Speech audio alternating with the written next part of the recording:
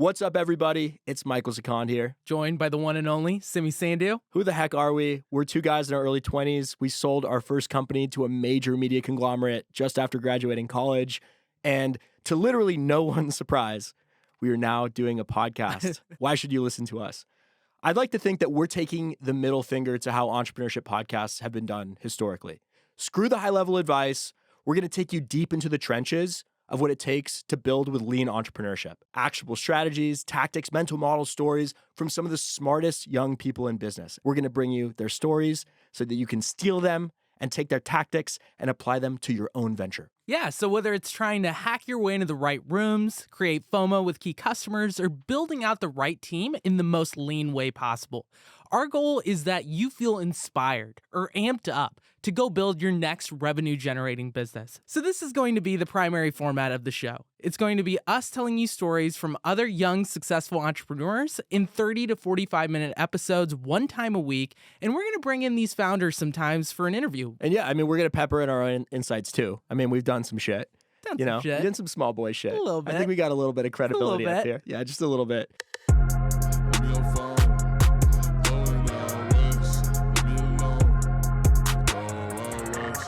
So let's dive into our first story. You ready for this hook? Let's do it. A 15-year-old kid who's raised $1 million from his high school's bathroom. Do you know who I'm talking about?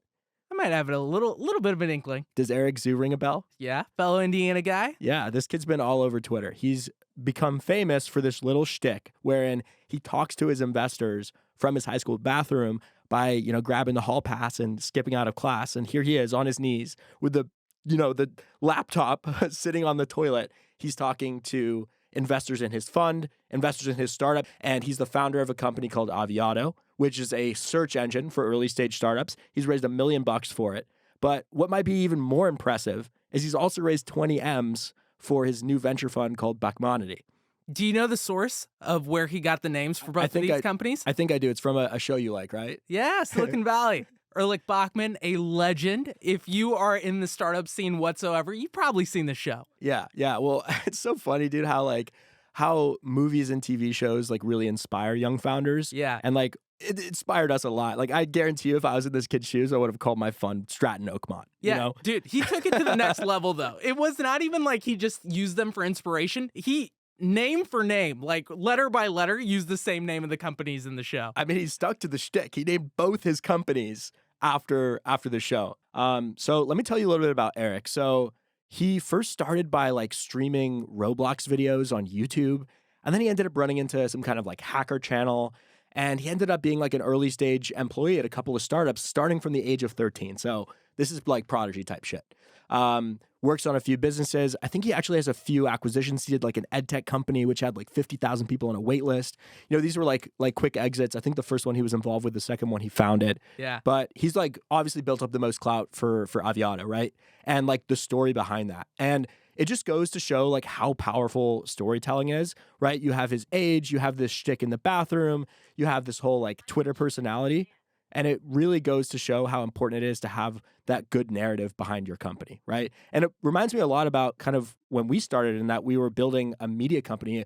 Some people might have looked at it as just some kid making videos and another kid running our, enterprise agency division, but we really had a strong narrative behind it and we really used our age to underpin it. So I think a good lesson from Eric is just how valuable it is to use your age to your advantage. I think a lot of entrepreneurs probably think age is a disadvantage, and there are disadvantages to being young in business. People don't take you seriously off the bat. You have little experience. People kind of string you along and such. We've dealt with this stuff, right? But it can also be an incredible asset. And when you're young, I think you have this license to reach out to anybody who interests you, anybody in the professional world who has done something. You have a license to ask them how they did it and to speak with them. And I think Eric has taken this in an amazing direction. He has this great strategy where he would reach out to investors by copying their Twitter handle, and it would often be the same Calendly link, right? So calendly.com/KeithRboy, right? And he'd take the same Twitter username and he'd book time on their calendar, right? And then they see this 15-year-old kid who's on their calendar and they're like, oh, I can't say no now, right? And there he is, right? And he's confident and he knows how funny he is, and he knows how ludicrous this is, but he knows that it's an incredible advantage and people are going to talk to him. Yeah, he found this shtick, right? Which is he understood that his competency is captivating people. It's getting this attention. And ultimately, like when you think of building a personality around yourself, you want to be a magnet, right? People know you. They want to work with you, whether it's investors, whether it's other people on your team, right? And so he has kind of monopolized this 15-year-old, works in the bathroom of his high school, which he's banned from. Also funny, He got right? banned. Yeah. Also talking about bannings, like I saw this post from him this past week, which said that like LinkedIn canceled his account or they paused it because he's not 16 years old, right? Yeah. So he just leans into that. Yeah. And that's kind of been his circle of competency. He knows he can get this attention, and out of that, he's went and created businesses. Yeah, I mean, he's kind of building himself up to be like the baby Zuck, right? I mean, if you look at what this kid is doing at 15, could you imagine what he'd be doing at our... I mean, he makes us feel old. Like, and we feel like we pulled off something pretty big at a young age, but like, he is so early, right? Yeah. But I would also say that you don't need to be 15 to use age to your advantage, right? Like if you're a college student or you're like in your early 20s, you absolutely still have that ability, right? Like you're incredibly young. Like you are very young in your early 20s.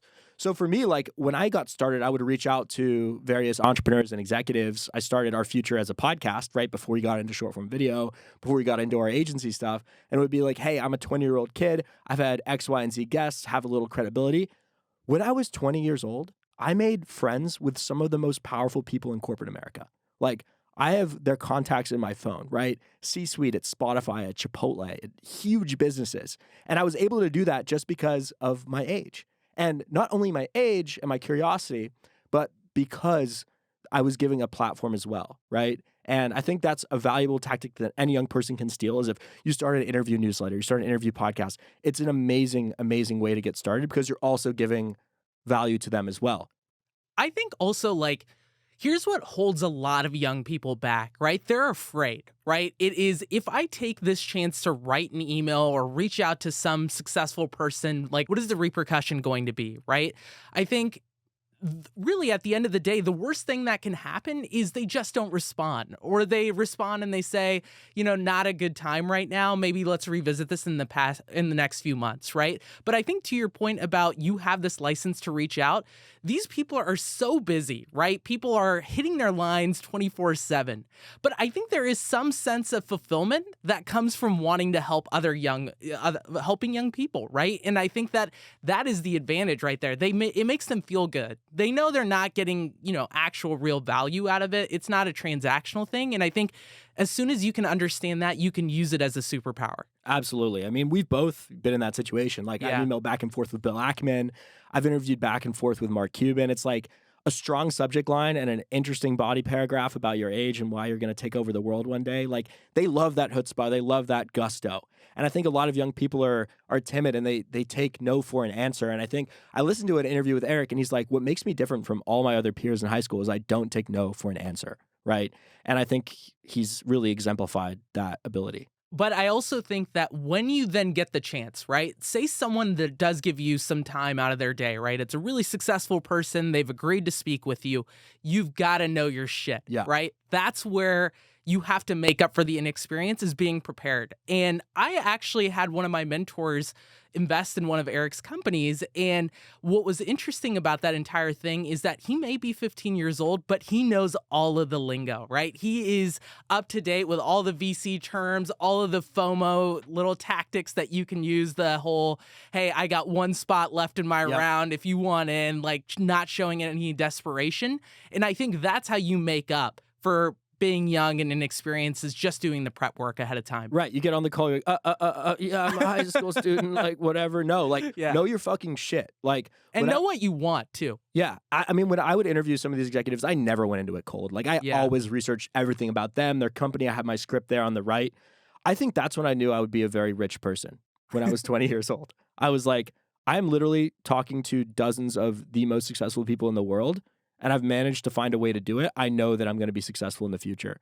And I think if more young people were to embrace and like just try and ditch the insecurity and follow the example of Eric, they'll understand more and more the secrets to the universe, right? And the secrets to the universe and to entrepreneurship aren't the ones that you can just like learn like that. You actually have to do, right? And reach out.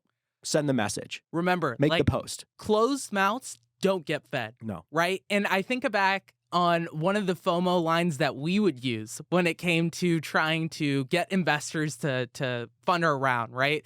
The small time where we thought our future was going to become bigger than all of the Wall Street Journal. yeah, all of the legacy media outlets. Yeah. And we would go to the biggest names in this industry and we said, hey, we've got one spot left in our round. Right? You in or not? And Or we it- did the same shit for Yeah, advertising. We're exactly. like, hey, like we have only have like one spot left for like this quarter. Would love to get you involved.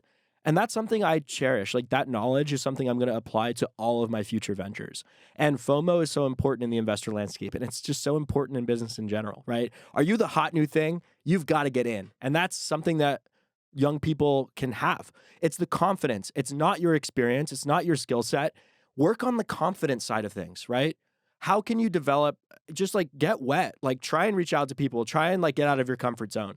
It's the confidence that's going to get investors to take a chance on you, to have customers take a chance on you, right? That's the skill of being a young entrepreneur, is the gusto. And I think that you have to do a little bit of work in the gym to get there. For me, it was doing these interviews on the podcast. There's multiple ways to do it. Force yourself into the right room, ask the question, go up and shake the hand. I think there's a bit of a fine line though, because you do want to be confident, but you don't want to be arrogant. You don't want to be off-putting, right? You want to be, you want to hustle, but you don't want to seem desperate, right? And so these are little like gray areas that you have to find out and navigate well. And I think the way you can kind of go about this is as someone, maybe you don't know what you don't know, right? And so finding experienced people and almost role-playing this with them, right? And being able to kind of lean on their experience, right? And be like, hey, this is how I'm thinking about this approach. If I tweak it this way, how do you think people would perceive this, right? Mm-hmm. Because I think tons of people are willing to give you advice, but you got to make sure it's the right advice, right? You're going to people you can actually trust, and they're actually going to be a good sounding board for you. Yeah, absolutely. Let's talk about his company though, Aviana. Yeah. Like, I mean, it's like a search engine for early stage startups for like investors to get like better deal flow, right? You have PitchBook, you have Crunchbase, right? Like, I'm not really sure like how different his platform is necessarily. But I think the reason people are investing in him in many ways is just like to get in with him on the ground floor, right? Like, again, like what I said, if he's 15 now, what he's going to be doing at 23, right? That's really interesting to an investor to like be along for the ride. Like, even if they're cutting him a small check, maybe this company doesn't fan out, right? But he is going to go on and do incredible things. But there's also like a downside to that, and that like he can't be like the Home Alone. You know, Macaulay Culkin, like the Home Alone star? Of course. You know, after that, no one ever saw him in another movie or TV show, right? So he's got to avoid the Macaulay Culkin syndrome and like continue to innovate and continue to build real businesses. But right now he's riding this high of having monopolized the kid entrepreneur in the social media market and build that personal brand for himself. Yeah, I mean, what sticks out to me about him is just all these growth hack type tactics that he's used, right? The Calendly thing is one example, but did you hear about this drop he tried to do? It was called Not a Plunger. Are you familiar with it? No, it sounds like Lieberman's plunger game. Why is it talking about They plungers? should have teamed up. But no, so he made this drop. It was called Not a Plunger, and they sold out in a day, okay? And they spent $3,000 making this thing. It was unprofitable. They lost a shit ton of money on it, but it was one of those things that he was able to, again, lean into his shtick. So he takes calls from the bathroom, right? And so he thought, hey, what if I made this like plunger device? And it was modeled after like Elon Musk's Boring Company, right? And like so the flamethrower? like the flamethrower. And he just leaned into it like so much, right? Like he priced it at $42. Want to guess why he priced it at $42? Why? $420. Right? Like he just does that these kid has little not tactics. smoked weed. I guarantee you. That kid has not smoked weed. Yeah. I bet you've never drank alcohol. Look, And that's good. That's good. That's yeah. We advise all underage people Oh, not absolutely. to abuse that. But what I thought was so funny about this is like he took it to an extreme. All right, so this is a high pressure stainless steel splash proof plunger. Okay, like it has, they claim 420 times more horsepower than the plunger you own. Right? He's constantly doing shticks like Yeah. this, and I think that's why he won't ever just fade into irrelevance, right? Because he's just naturally creative. He can tap into that. I think the one thing I disagree with his approach is I feel like he's spread way too thin, right? Like, he is going to school and, you know, he said he can't drop out because, quote unquote, he has Asian parents, right? Like, I get that. I have Indian parents. Like, it's a thing, right? You need to go finish your education. So he's spending 8 hours of his day in school, right? On top of that, he has this multi-million-dollar VC fund, and he's trying to build a startup that is supposed to be fast growing in a very competitive space.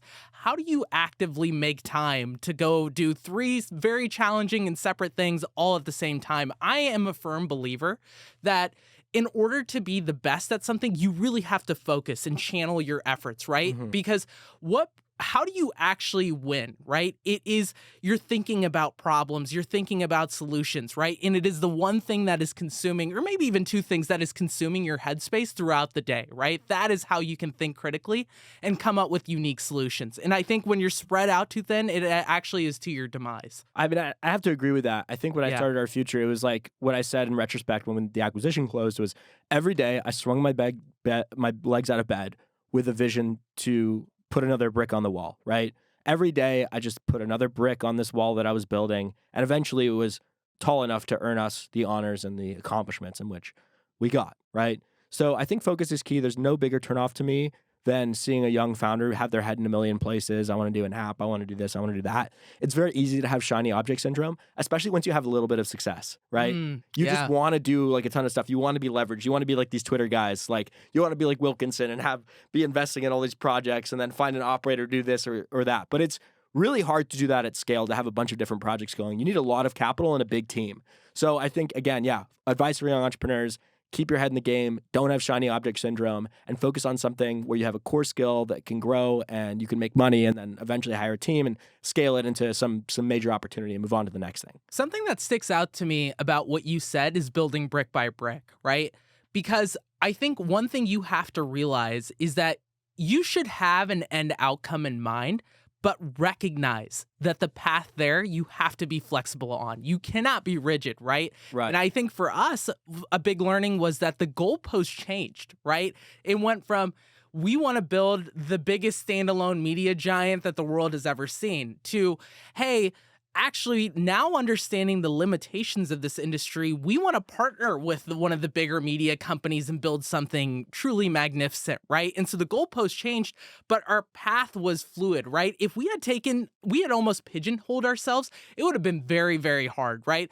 What are some of those things that I think could have done that had we raised a shit ton of VC money, right? We would have had no choice, right? We always optimize for optionality, especially in the early days. And I think that truly helped us a lot in the long term. I think that's a great takeaway, and it's going to lead me into the next story about Casey Adams, and I'll get to the tie-in. Yeah. So my next hook. So 16-year-old kid has a football injury, gets paralyzed for a few months in recovery, and starts reading a bunch of business books.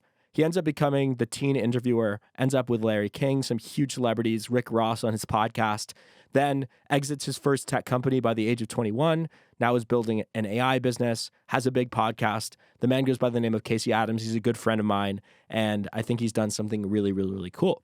So Casey kind of did what Eric did and what I did, as well as reached out to people and had conversations and published them and did the podcast route.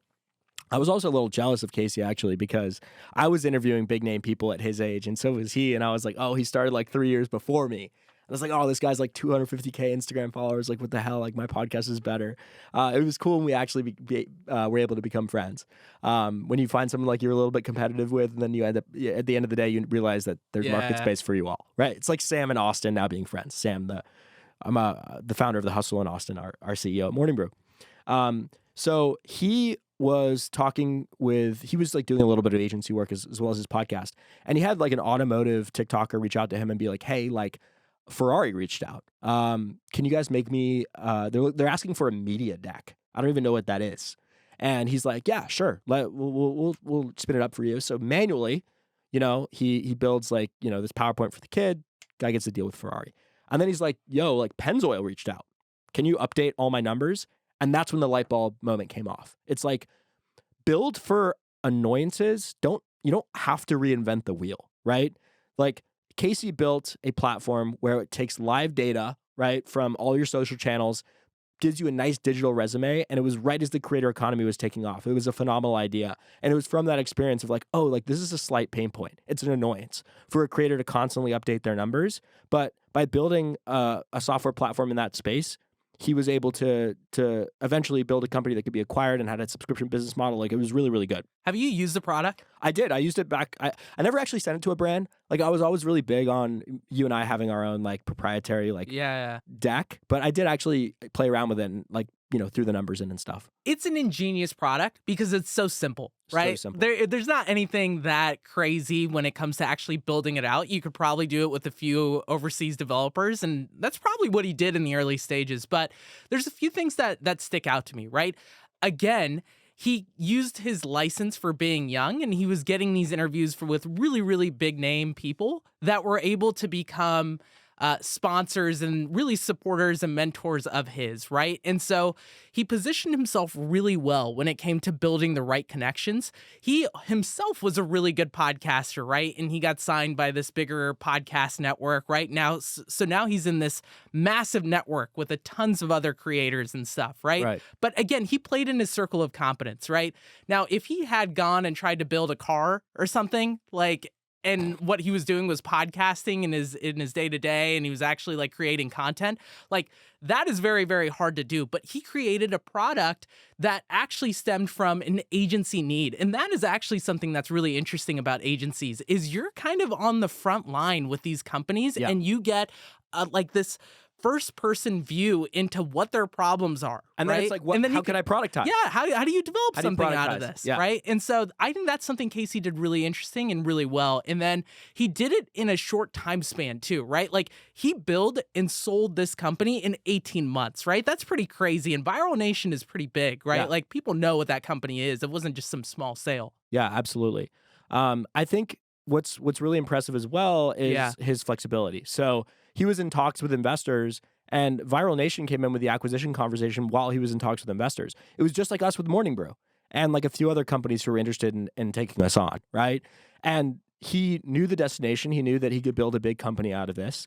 But then, you know, he was like, what's really important is for me and my co-founder was like getting a win and having a product that could live forever, right?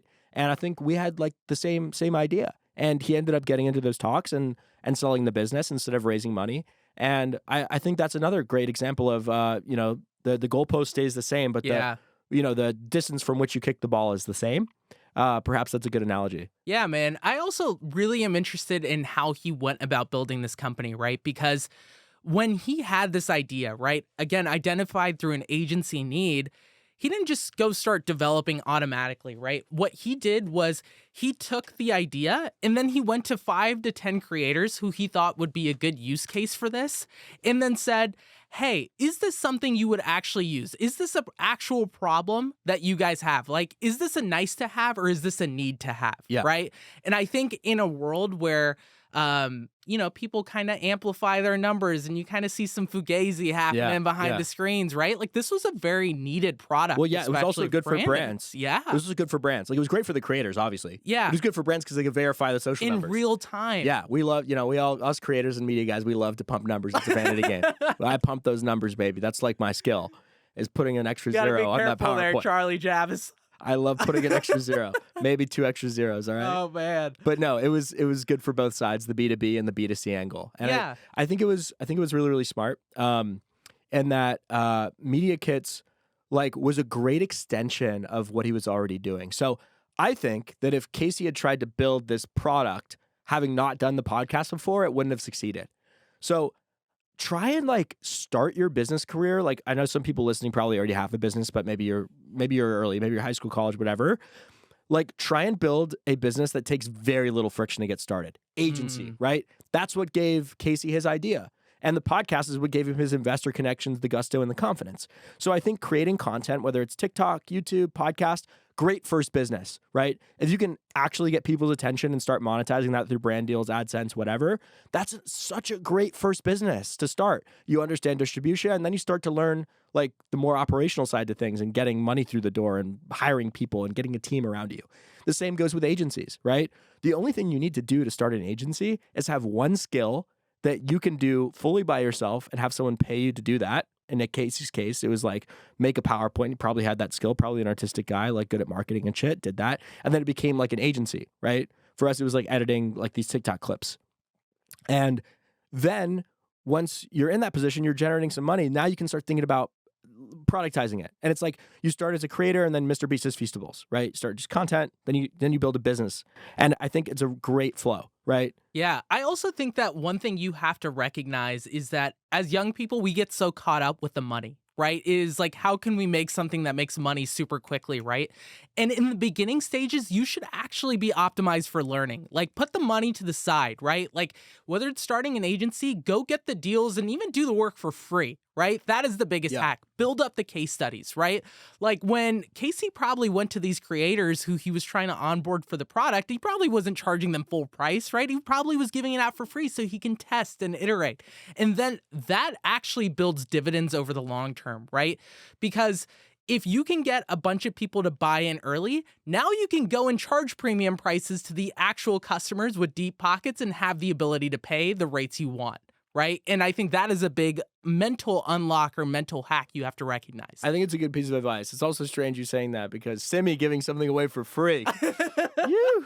I brought this guy on so I would stop giving shit away for free. And but no, it is a good thesis just to like get things started and like provide value, right? As a young person, provide value. Don't expect to make money. You will make money. I did my podcast for a year and a half before I started a media company that was profitable, right? Do shit, learn, be curious, and it will all pan out for you if you're putting yourself out in the world and seizing opportunities. Yeah, and I actually think when you're thinking about growth, right? Again, going back to identifying the need and then almost offering some kind of teaser, right? Like you have to think about switching costs, right? So what is someone currently using to solve this need? Maybe it doesn't exist, which is great, right?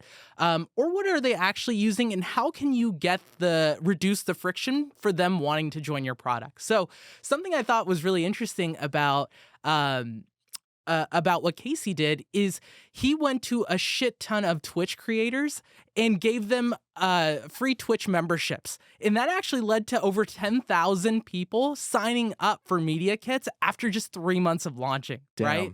So yeah, he did have to absorb the cost, but he was thinking 5 steps ahead. It was, hey, I might have to burn some extra money here, but this is something these creators need, right? Like they have to use the Twitch platform. Let me just give it to them for free. Let me add in some kind of carrot here that'll get them to follow the stick and actually want to be users of my product. You know, scratch my back, I'll scratch yours kind of thing. Yeah, for sure. Yeah. So before we move on to our next story and wrap the show, let's talk about maybe why we don't disagree maybe with what he's currently doing. So Casey started a platform called listener.fm. So it just helps speed up podcast post-production, uses ChatGPT, OpenAI, whatever, show notes, episode titles, whatever. I think there's so many people like building an AI product right now that's just powered by GPT. It's just a skin, it's just a website. And I think it's really hard to be different, like sufficiently different. Feels like there's a million different podcast post-production AI tools right now. Let's just be like honest here, right? Like a lot of these companies being built off of generative AI are going straight to the trash can, right? You are building off of the same platform and the same tools that is available to everyone else, right? And they're all commoditized products, right? I've seen 10 different versions of Listener FM already. Yeah, dude, it's like sugar or oil. And you're one update away from your entire company or product being rendered obsolete, right? Like there may be one massive ChatGPT update that takes place next week and boom, Listener FM's gone, right? Yeah. And so I actually think that a lot of people trying to build in this like AI space or trying to leverage these AI tools and platforms that exist, you should probably hold off, right? Like there's so much change going right now that you actually can't think long term.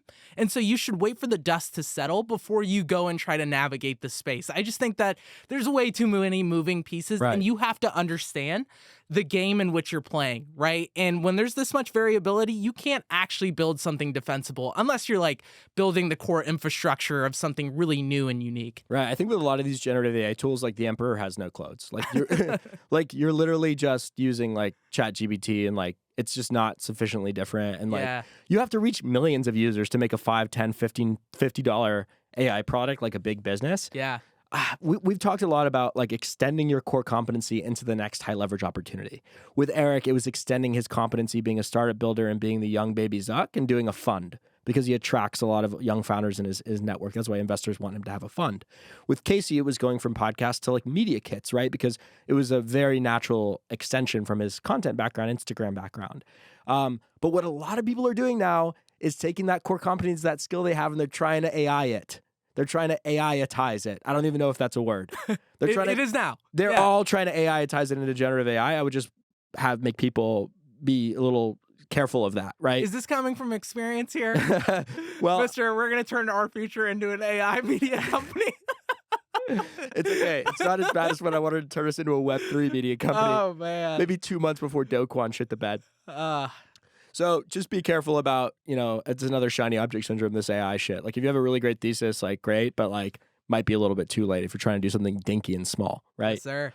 Maybe it's a cash grab, but again, like the economics of $5, $10, $15 subscriptions aren't that attractive to me. Totally. Let me get into my next hook, right? Yeah. If I was going to build an AI product, it would be hooks because I'm the master of that shit. All right. 2 Gen Z entrepreneurs have raised $20 million to help wealthy urban professionals get drunk. What do you think about that? Sounds like they love to party. Sounds like we all love to party. According to their CEO, it's the most basic of human needs. The company's called Partiful.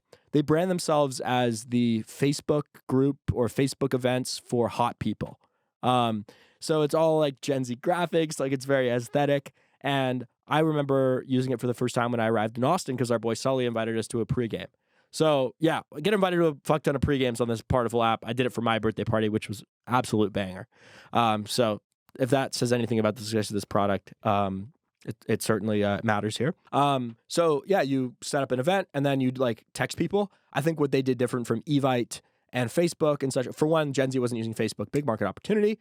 And then the second thing was that nobody like checks email on Gen Z as much as their phone. That's why I went to like mobile content. TikTok or Morning Brew's email. I thought there was space there, right? And it sends you an SMS notification, keeps you abreast of the party, and it's like a good platform. You can split up the cost of events. There's a Venmo feature in there, good functionality, solid product. But $20 million, that's fucking nuts. They have millions of people using this product too. I think what sticks out to me is like, one, it is very easy to use, right? It's just like all text and SMS based, right? Like you don't have to do all of the Eventbrite login stuff and do all this complicated shit. But it's also like they kind of play into that network effects thing, right? Where it's like, I'm throwing a party, right? I'm going to invite, say, 50 to 60 people, right? It's going to be super easy. I'm going to play into the whole Gen Z aesthetic. It's all fun and colorful and shit. Yeah. They're going to sign up. Now those 50 people are going to use it for their own parties, right? Yeah. And what a great way to create that, like, flywheel for growth. Oh, dude, I love social businesses. I'm thinking Cards Against Humanity. Made a great video about them. I remember interviewing the CEO of Spikeball back in the day and being like, whenever people are, you have to invite your friends to play with you. Yeah. And then people also in the park see you playing. Yeah. Right?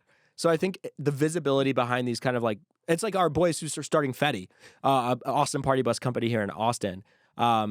They're also very social sharing, right? There must be some statistic at Partiful that's made Andreessen Horowitz invest $20 million. Now, maybe Andreessen Horowitz isn't as smart as they used to be, right? But like, I don't know. I think the rate of a repeat user is high, or there must be some incredible conversion rate of being invited to a Partiful event and then throwing and hosting your own Partiful event, right? That's the money opportunity, right? It's not getting someone to attend your party. It's being a host. Being a host and then paying for the upgraded features, which is what they say is their revenue model. But I can't tell you many businesses that have raised $20 million to do like a slight add-on, right? It's like these link in bio companies too. It's like you pay $10, $15, $20 a month for like extra features to put a different color on your link in bio or whatever. Like it's a tough sell. Very small percentage of core users end up converting to a paid feature. It's why like Facebook made all their money from running ads. It's like make money off people not paying you money. Well, logically, what they probably did and what the pitch was about was we'll get the people first and then we'll figure out how to monetize later, right? Yeah. And personally, They have the distribution. yeah, they have the distribution. Yeah. But let me be honest, like, I love businesses that can be profitable day one, right? Like, I understand as you grow, you may be unprofitable, but if you want to build a business that is sustainable over the long term, you have to make the unit economics make sense, right? To me, those are the most compelling business opportunities. And I think if you're losing money day one, right? Like, And for years. yeah, and there's no clear path to monetization, that is a risky bet, right?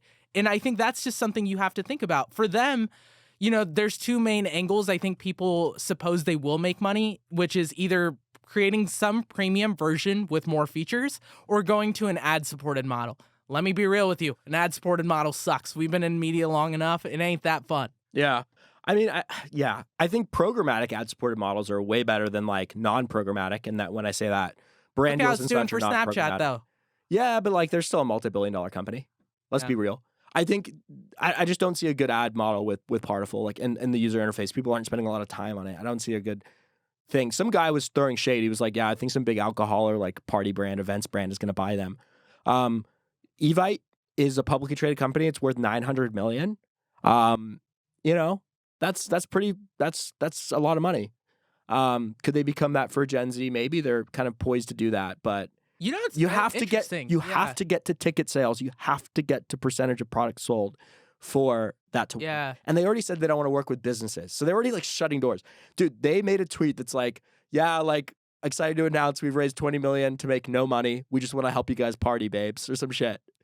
And it blew up.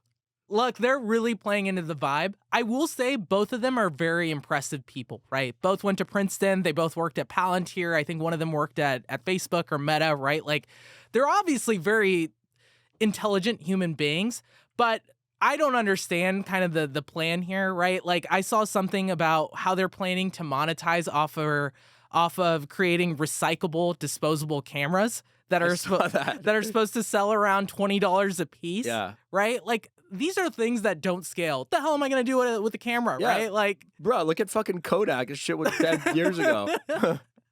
yeah, but centuries ago. Listen, I do think Don't do that.